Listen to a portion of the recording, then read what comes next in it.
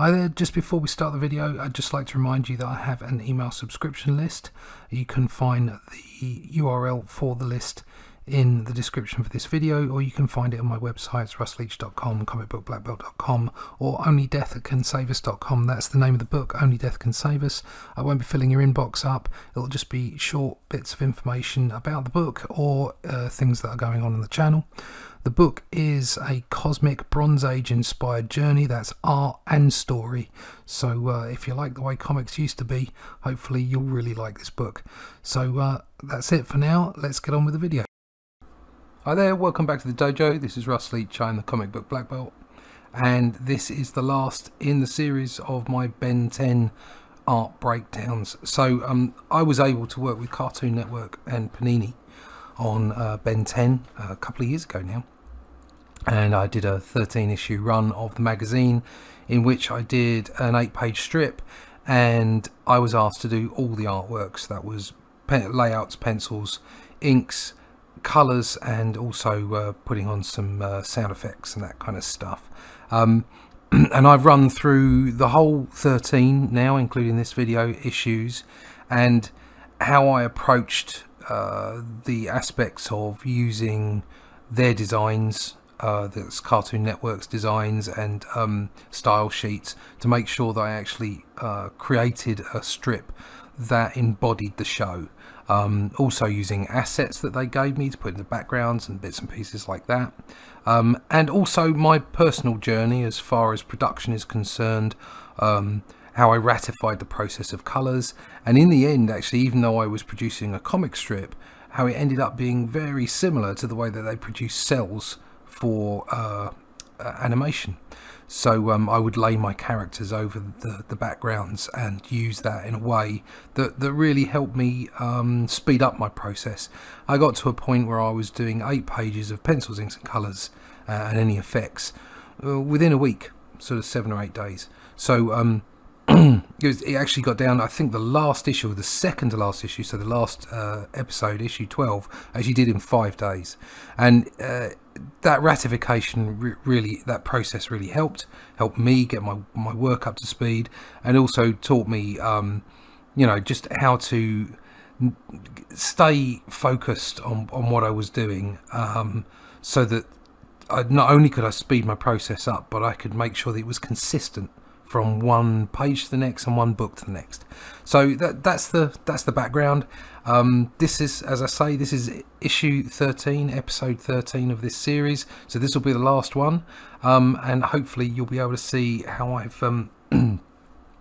I've focused and ratified my process. And you can see from where I click through some of the layers when I'm showing the layers, but on the right hand side of Photoshop where I'm showing those layers, just how few there are, and how they're grouped, and what really worked for me.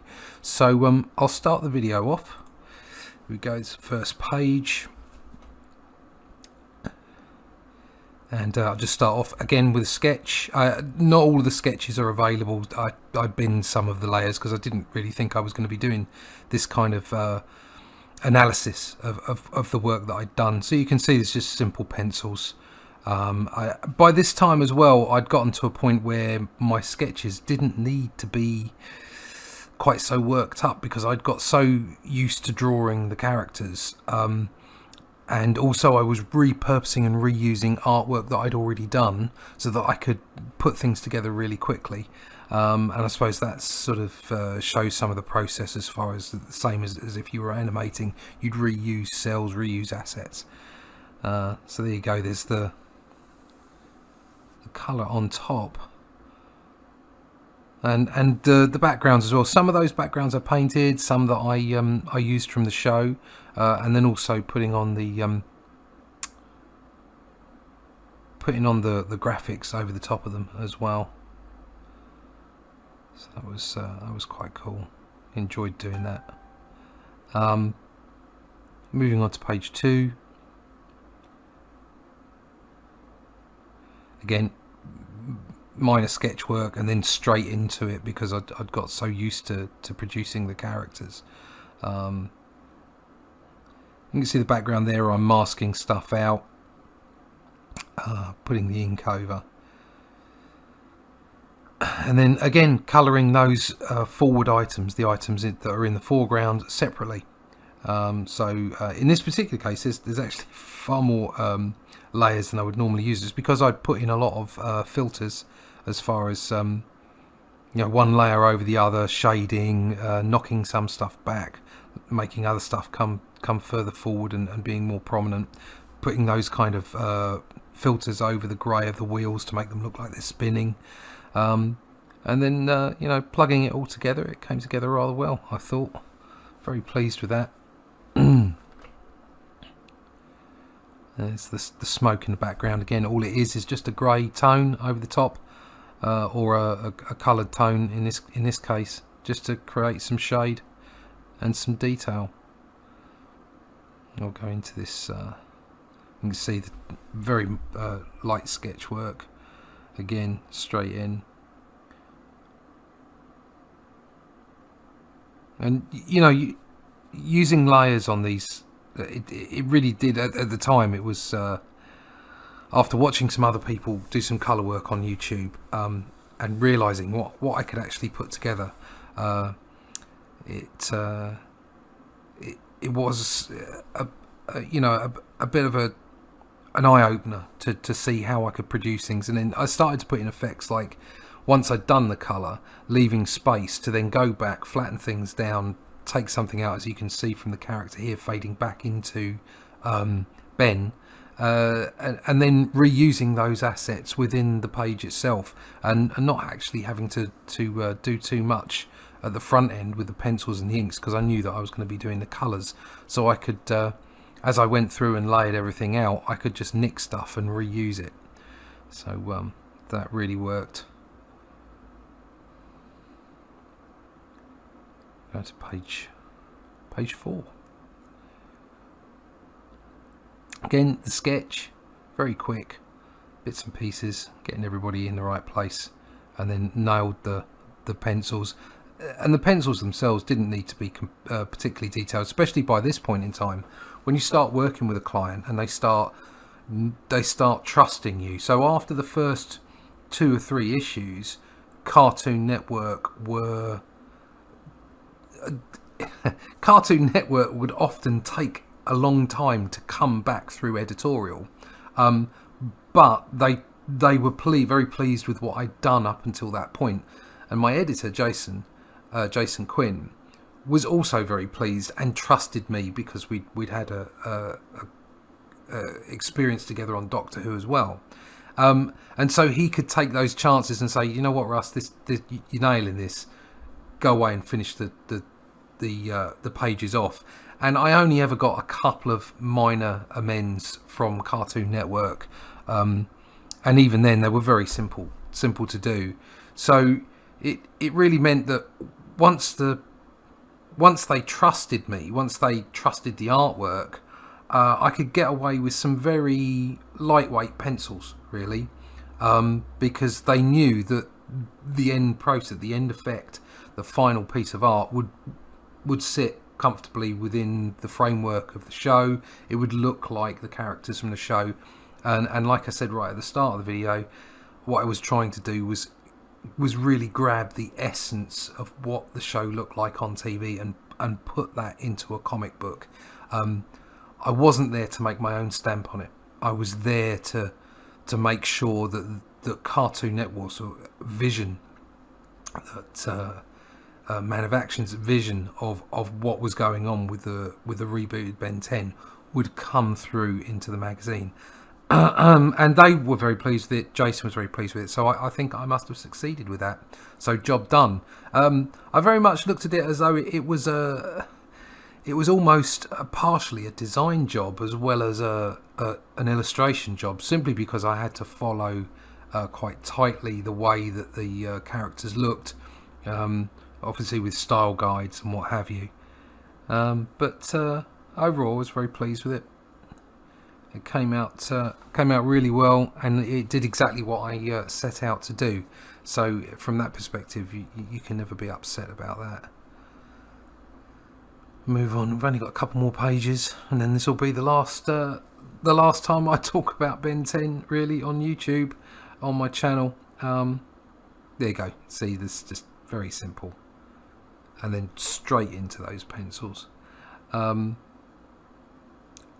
know, I said right from the start that this wasn't really my style. It's not, you know, I love Bronze Age superhero comics, and I've not really been the kind of cartoony kind of style person. But you know, I absolutely love this, and I think that's a lesson for all artists or designers or creatives, that you should really try different things. Don't just stay in your lane. Get out there and do some other stuff. For two reasons. One, you never know what you might find that you might enjoy, which is always important, to find that enjoyment in your work. But also, secondly, to learn something. And even though this wasn't, you know, guys in capes and shorts, superheroes flying around, and lots of heavy duty sci-fi, I learnt loads about production, and about surprisingly about flow, because I'd already done obviously a lot of comic strip work up until this point, but it was still really informative because I had to take much simpler characters than I was used to. I couldn't rely on detail. I had to really had to be the case that it was good, solid storytelling. Otherwise, it wouldn't have worked at all. So that's what's great about it, is doing something a little bit different, doing something out of your comfort zone, you know, out of your lane, and trying something different. And you know, you never know what might work for you, what you might find enjoyable. It might be a new passion for you. It's always worth doing that. I don't think it's something that I'll go back to, but if I was ever asked, I'd do it.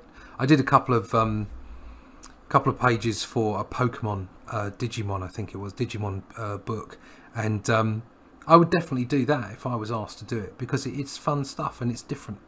So, but obviously very different to the kind of stuff I do. Only Death Can Save Us, obviously my book coming out this year, hopefully. It's very different to this, but you really got to try and do other stuff, broaden yourself. Yes, you need to focus on what you're really good at and have a focus on where you want to be, but along the way it's definitely worthwhile trying different things and challenging yourself. Definitely challenging yourself. So that's pretty much it. I'm just flicking through, turning a few bits and pieces on so you can see how that worked there. But that's pretty much it, all done. Ben 10 finished. So if you've been watching this series, thank you very much for following me through, because it's really quite cathartic. I'm not here to teach, I'm just here to share, and it's quite cathartic to go through some of my work, some of my previous work, bust it apart, show people how I produced it and how I put it together. Sometimes hearing how it might have helped them, sometimes them coming back to me and saying, you could do this and it would be better for you. So it's all a learning process. There's a fantastic art community and comics community on YouTube, and it's great to be a part of that. So if you have been watching, thank you very much. Please give the video a like, obviously if you like it, and share it about. That's always really good for the algorithm. As you can see, I've got a new banner up on here, so you know, come over and see me on Instagram and on Twitter. I'm also over on Facebook as well. Check me out, Only Death Can Save Us. That's a new book, onlydeathcansaveus.com. Sign up for the email subscription list, and I'll be dropping emails for you about the book and important stuff on the channel, but I will not be filling your inbox up with rubbish. You can find me at russleach.com as well, comicbookblackbelt.com, and yeah, just leave a comment, get in touch, all that kind of stuff. Really interested to hear what other people have got to say about my work, about their work, and just being part of that community that I talked about earlier. So thanks very much for watching. I'll be back with a video again soon. I've got Only Death Can Save Us production work, and also I've got a bit of an idea for maybe doing something with How to Draw the Marvel Way, and going through the book and maybe doing some lessons with people, which might be quite cool. So I'll see you again in the dojo real soon for another video. Thanks very much for watching. See ya. Bye bye.